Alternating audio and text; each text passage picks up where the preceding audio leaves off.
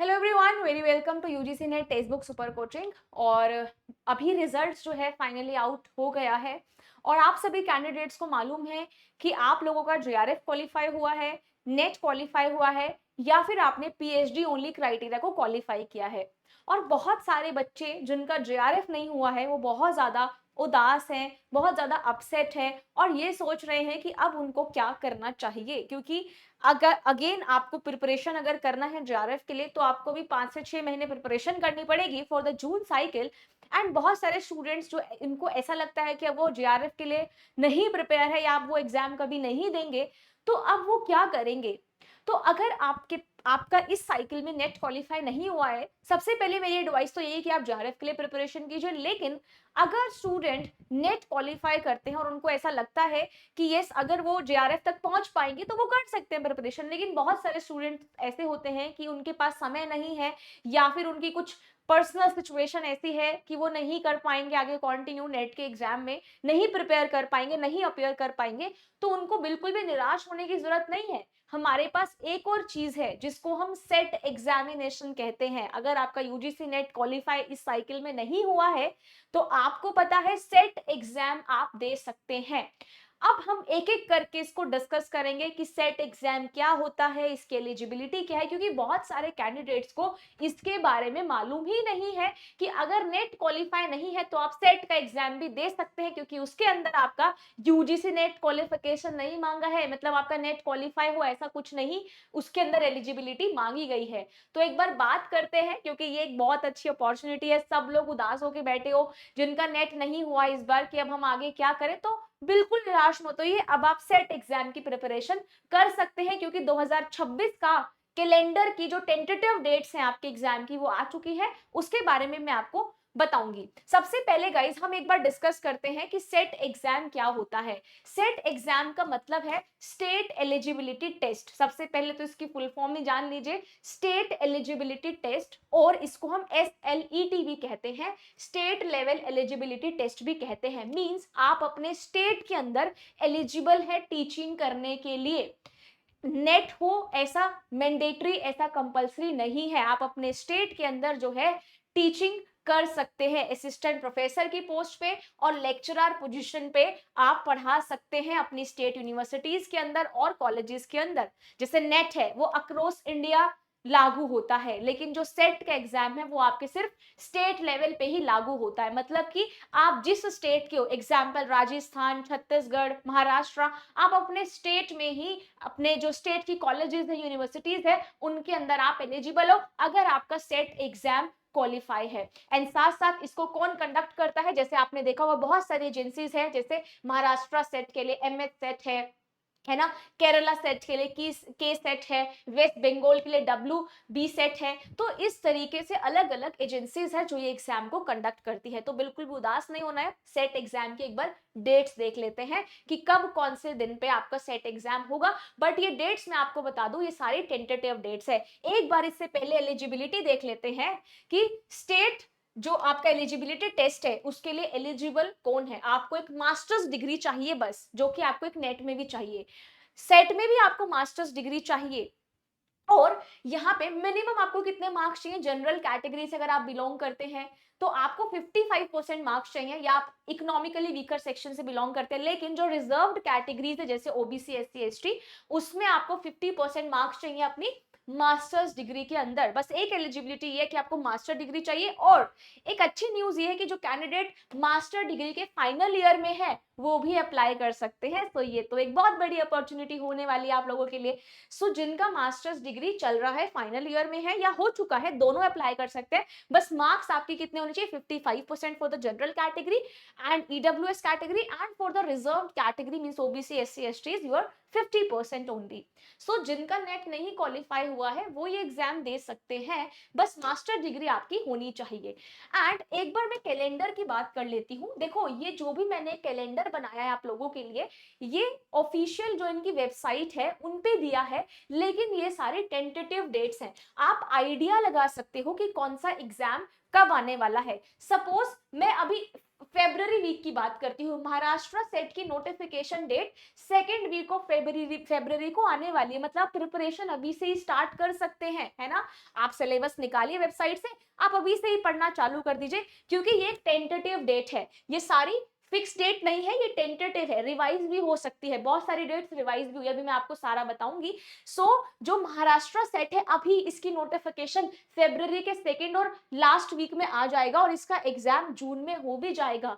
सो ज्यादा समय नहीं है, आप इस कैलेंडर से आइडिया लगा सकते हैं कि आपको कब प्रिपरेशन स्टार्ट करनी है और आपको कैसे पढ़ना है। ये देखिए, अगर मैं हिमाचल प्रदेश सेट की बात करूं, क्योंकि आपका स्टेट लेवल में होगा ना ये एग्जाम, तो अगर आप हिमाचल से बिलोंग करते हैं तो एचपी सेट आपको देना पड़ेगा, ताकि आप अपने स्टेट के कॉलेज या यूनिवर्सिटी में आप एलिजिबल हो जाए टीचिंग के लिए। आपका set exam HP set clear होना चाहिए, भले ही आपके पास नेट ना हो, और नेट भी हो और सेट भी क्लियर हो तो सोने पे सुहागा। बट अगर नेट ना हो तो भी आपको सेट, अगर आपने क्वालिफाई कर लिया है तो आप असिस्टेंट प्रोफेसर या फिर लेक्चररशिप जो है आप उसके लिए एलिजिबल हैं।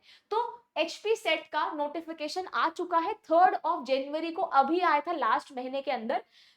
इसका जो टेंटेटिव डेट है अप्रैल में, मतलब 1-2 महीने बाद एग्जाम भी हो जाएगा। तो एचपी सेट के जो भी स्टूडेंट्स प्रिपरेशन करे तो रेडी रहिए अप्रैल के अंदर।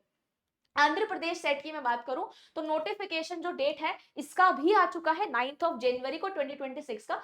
इसका भी एग्जाम अभी हो जाएगा 28 से 29 मार्च की डेट अभी वेबसाइट पे आई है। हालांकि ये टेंटेटिव है, रिवाइज भी हो सकते हैं, लेकिन अभी आप 28 से 29 मार्च ही मानकर चलिए, मतलब अगले महीने में आपका क्या होगा, अगले महीने आपका आंध्र प्रदेश सेट का एग्जाम है। अगर मैं आसाम सेट की बात करूं, आसाम का जो सेट एग्जामिनेशन होता है, स्टेट एलिजिबिलिटी टेस्ट जो होता है, 21 नवंबर को नोटिफिकेशन आया था, मतलब 2025 नवंबर में इसका नोटिफिकेशन आया था और इसका एग्जाम दिया हुआ है वेबसाइट पे। 15 मार्च को इसका एग्जाम है, अभी नेक्स्ट मंथ ही इसका भी एग्जाम है। तो कमर कस लो भाई आसाम सेट वाले और आंध्र प्रदेश सेट वाले, अभी आपका एग्जाम होने वाला है। केरला सेट का नोटिफिकेशन 24 अक्टूबर को आ गया था और अभी 22 फरवरी, आज कितनी है 10 फरवरी, अभी 22 फरवरी को आपका एग्जाम है केरला सेट का। तो भैया ये वाले स्टूडेंट भी कमर कस लो अब, क्योंकि सेट का आपका एग्जाम है 22 तारीख को। छत्तीसगढ़ सेट, ये मैंने आपको ना बहुत कंफ्यूजन होता है ना कि कब कौन सा एग्जाम है, तो एक पूरा मैंने कैलेंडर आपको दिखा दिया 2026 का, कब नोटिफिकेशन आया और कब एग्जाम है। बट ये टेंटेटिव है, हाँ 22 फरवरी आपका टेंटेटिव नहीं है, ये आपका वेबसाइट पे अवेलेबल है। छत्तीसगढ़ सेट, जो छत्तीसगढ़ सेट है उसका नोटिफिकेशन भी अक्टूबर 2025 के अंदर आया और इसका एग्जाम होगा 1 साल के बाद, एग्जाम होगा 4 अक्टूबर को, टेंटेटिव है। तो प्लीज जो छत्तीसगढ़ से बिलोंग करते हैं देख लीजिए। जो स्टूडेंट गुजरात के हैं, गुजरात सेट जो है इसका नोटिफिकेशन आएगा अभी अगस्त सितंबर में आएगा, और दिसंबर मतलब इस साल के एंड में जो एग्जाम है गुजरात सेट का वो हो जाएगा। और देखिए और भी है इस तरीके से, जैसे तमिलनाडु सेट, अभी फर्स्ट वीक ऑफ अप्रैल में इसका नोटिफिकेशन आने वाला है। ये सब टेंटेटिव है और जून 2026, मतलब आपको ज्यादा टाइम भी नहीं मिलेगा, अप्रैल के फर्स्ट वीक में आएगा एंड में, और जून में आपका, जून के एंड तक, जून के लास्ट वीक में आपका एग्जाम भी हो जाएगा। West Bengal SET, WB SET, अगस्त 2026 में, क्योंकि अभी वाला तो हो चुका है ना, अभी दिसंबर में ही हुआ था 2025 वाला। अब अगेन इसकी नोटिफिकेशन अगस्त 2026 में आएगी और दिसंबर 26, मतलब इस साल के अंत में इसका एग्जाम हो जाएगा। नाउ राजस्थान सेट, अभी नोटिफिकेशन आया था दिसंबर के अंदर, 12 दिसंबर को 2025 में इसका नोटिफिकेशन रिलीज किया गया राजस्थान सेट। और ये स्टूडेंट भी कमर कस लीजिए, इसकी डेट आ चुकी है। टेस्ट फर्स्ट जो होगा वो आपका 2 मई को होगा और टेस्ट सेकंड जो होगा वो आपका 10 मई को होगा। तो 2 मई और 10 मई, पेपर 1 और पेपर 2 जैसे होता है, इसी तरीके से टेस्ट 1 टेस्ट 2 होता है सेट के अंदर। तो भैया 2 मई को पहला टेस्ट होगा, सेकंड वाला आपका होगा 10 मई को। Now MP set, MP set जो है मध्य प्रदेश जो सेट है, इसका नोटिफिकेशन आया था 27 नवंबर को 2025 में और अभी इसकी डेट आई थी बट वो रिवाइज की गई। अब जो नई एग्जाम डेट है वो है 1 मार्च, तो ये न्यू एग्जाम डेट है जो रिवाइज की गई थी, ठीक है ना। तो भैया ये वाले स्टूडेंट भी रेडी हो जाओ, जो मार्च और जो फरवरी के अंदर एग्जाम है ना उसकी प्रिपरेशन करना चालू कर लो, ठीक है ना। और चालू कर भी लिया तो फिर उसको रिवीजन में रिवीजन कर लो। तेलंगाना सेट जो है 30 अक्टूबर 2025 को आया था नोटिफिकेशन, और इसका एग्जाम पोस्टपोन हुआ है। अब एक्सपेक्टेड है कि 2026 में हो जाए। There is no tentative date as such, अभी तक कोई टेंटेटिव डेट नहीं बताई है, लेकिन ये हो सकता है अभी इस साल के अंदर, क्योंकि इसका नोटिफिकेशन ऑलरेडी अक्टूबर 25 में आ चुका है, एग्जाम को पोस्टपोन कर दिया गया है और अब ये एक्सपेक्टेड है कि 2026 में हो जाए। तो भाई जो स्टूडेंट तैयारी कर रहे हैं सेट एग्जाम की, और अगर अभी रिजल्ट आया है नेट का, अगर आपका नेट भी क्लियर नहीं है और आप जिस स्टेट से बिलोंग करते हैं, तो आप इस कैलेंडर के अकॉर्डिंग अपनी प्रिपरेशन स्टार्ट कर सकते हो। देखो यहाँ पे मेन जो एग्जाम है उस पर फोकस कीजिए, मेनली आपका फेब्रुअरी में जो होगा, मार्च में है, अप्रैल में है, जून के अंदर जो है, एंड स्पेशली अभी आपका ये जो नई डेट आई है एमपी सेट की 1 मार्च, ठीक है ना, राजस्थान सेट की मई। तो प्लीज ये वाले स्टूडेंट्स जो है पढ़ाई कर लो, और अपने स्टेट में आप असिस्टेंट प्रोफेसर बन सकते हो। अपने आपकी जो स्टेट में जितनी भी यूनिवर्सिटीज है, कॉलेजेस, आप वहां पे अप्लाई कर सकते हो। बस आपको एग्जाम क्लियर करने की देरी है, ठीक है ना।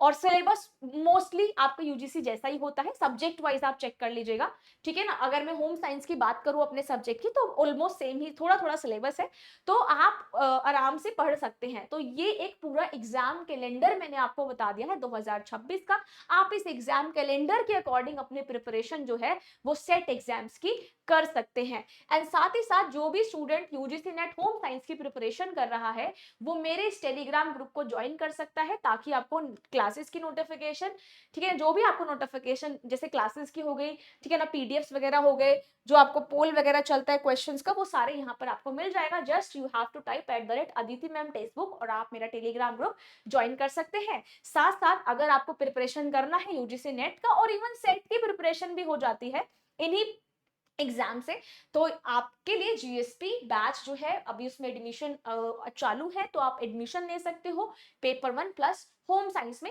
ये सारी चीजें आपको मिलेगी, LMRC, chat support, assistant professor के कोर्स पे 50% ऑफ, देन यहाँ पे practice question, study notes, mock test, ठीक है ना, ये सब चीजें आपको मिलेगी इधर। एंड साथ ही साथ एक कंबाइंड में आपको दिखाऊं तो सबसे मेन इंपॉर्टेंट जीएसपी बैच के अंदर है सिद्धि डिजिटल कैप्सूल, एंड आपके लिए पेड इंटर्नशिप। अगर आप जीआरएफ क्वालिफाई करते हो तो आपको ये फायदा मिलेगा पेड इंटर्नशिप का। एंड जो सिद्धि डिजिटल कैप्सूल है, टेक्स्ट बुक पास एलिट का एक्सेस है, मॉक टेस्ट पैटर्न है, एनटीए के हिसाब से जैसे एग्जाम आता है उसके हिसाब से आपको कैसे क्वेश्चंस लगाने, ये सारी चीजें आपको एडिशनली मिलती है हमारे गारंटेड सिलेक्शन प्रोग्राम बैच के अंदर।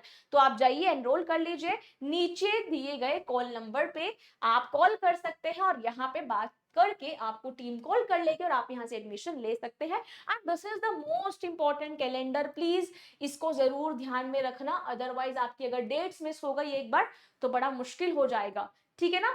तो ऐसी और वीडियोस के लिए आप जुड़े रहिए UGC NET text book super coaching के चैनल पे, जहां पर आपको सारे अपडेट्स मिलती रहेंगी। Thank you so much and God bless you everyone.